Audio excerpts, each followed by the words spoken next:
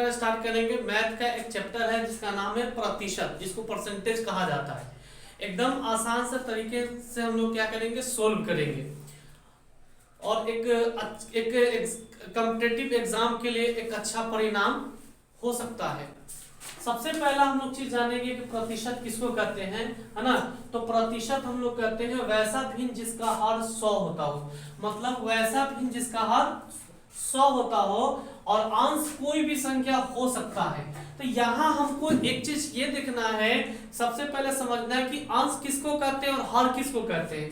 मान लेते हैं सपोज दैट कि 4/5 है यहाँ, तो 4/5 है तो ऊपर वाला को हम लोग अंश कहते हैं, ऊपर वाले को अंश कहते हैं और नीचे वाला को हर कहते हैं। तो यहाँ प्रतिशत में क्या होता है कि यहाँ जैसे हमने बताया है कि वैसा भिन्न जिसका हर 100 होता हो, मतलब इसमें क्या हो, हर 100 होगा और अंश कोई भी संख्या हो सकता है। जैसे यहाँ पे क्वेश्चन हमारा कहता है कि प्रतिशत को भिन्न में बदलना है। सपोज मान लेते हैं कि आपको 10% दे दिया है और 10% देने के बाद इसको कहता है कि भिन्न में बदलिए। तो जब इसको भिन्न में बदलिएगा तो भिन्न के मतलब क्या, यानी कि जैसे बटा कर देना है ना। तो 10 बाई क्या कर देंगे, 100। अब इसको काट देंगे तो कितना हो जाएगा, ये 1/10 हो जाएगा, ठीक है।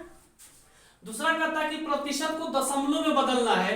प्रतिशत को दशमलव में बदलना है, सपोज मान दिया आपको दे दिया 12% और इस 12% को कह रहा है कि दशमलव में बदलना है, तो इसको करेंगे 12/100, है ना। अब इसको काटेंगे 2 छक 12, 2 पचे 10, 0 2 3 6, 25 दूना 50 यानी 3/5, 3/25।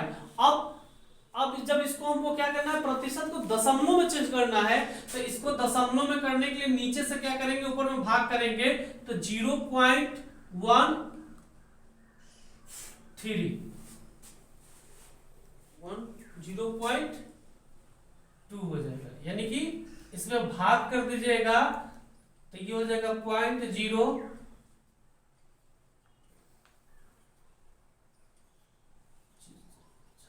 यानी कि 0.12% हो जाएगा।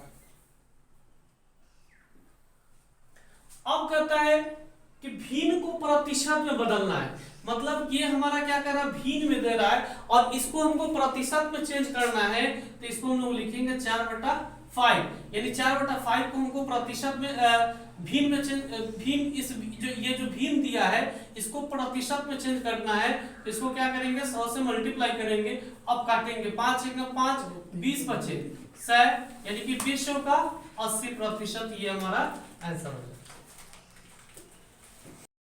देखिए प्रतिशत चैप्टर का कुछ प्रश्न है, इस प्रश्न को एकदम हम लोग ट्रिकली यानी शॉर्ट में बनाएंगे। जैसे कह रहा है कि जब a की आय b से 10% अधिक हो, मतलब जब a की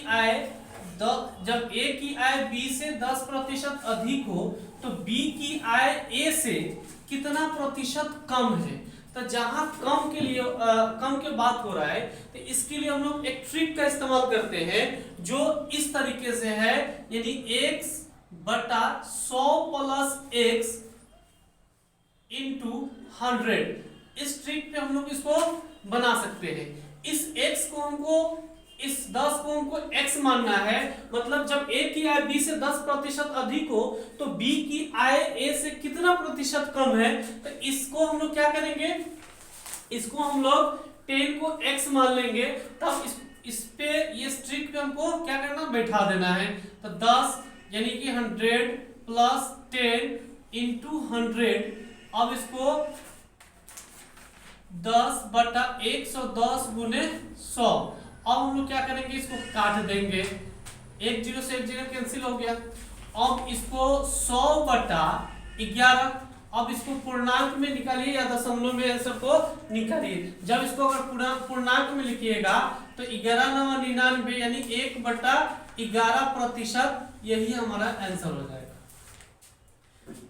ठीक सेम क्वेश्चन इसी के आधार पे दूसरा प्रश्न है कि जब सीता की आय गीता से 10% अधिक हो, है ना, तो गीता की आय सीता से कितना प्रतिशत कम है। मतलब सीता की जो आय है वह गीता से 10% क्या है, अधिक है। और फिर कह रहा है कि अधिक जब है तो गीता की आय सीता से कितने प्रतिशत कम है। तो सेम सेम सेम ट्रिक का इस्तेमाल करना है, यानी x बटा 100 प्लस x गुने 100, इस पे हमको बैठा देना है और इस 10 को क्या मानेंगे, x मान लेंगे। तो इसको लिख सकते हैं 10 100 प्लस 10 इंटू 100, तो ये हो जाएगा 10 110 यानी 110 गुने 100। अब इसको काट देंगे, 0 से 0 कैंसिल हो गया, तो अब ये बच जाएगा हमारा 100 बटा 11, यानी कि इसको पूर्णांक तो देंगे तो 1199 बट 1 बटा 11% यही आंसर है।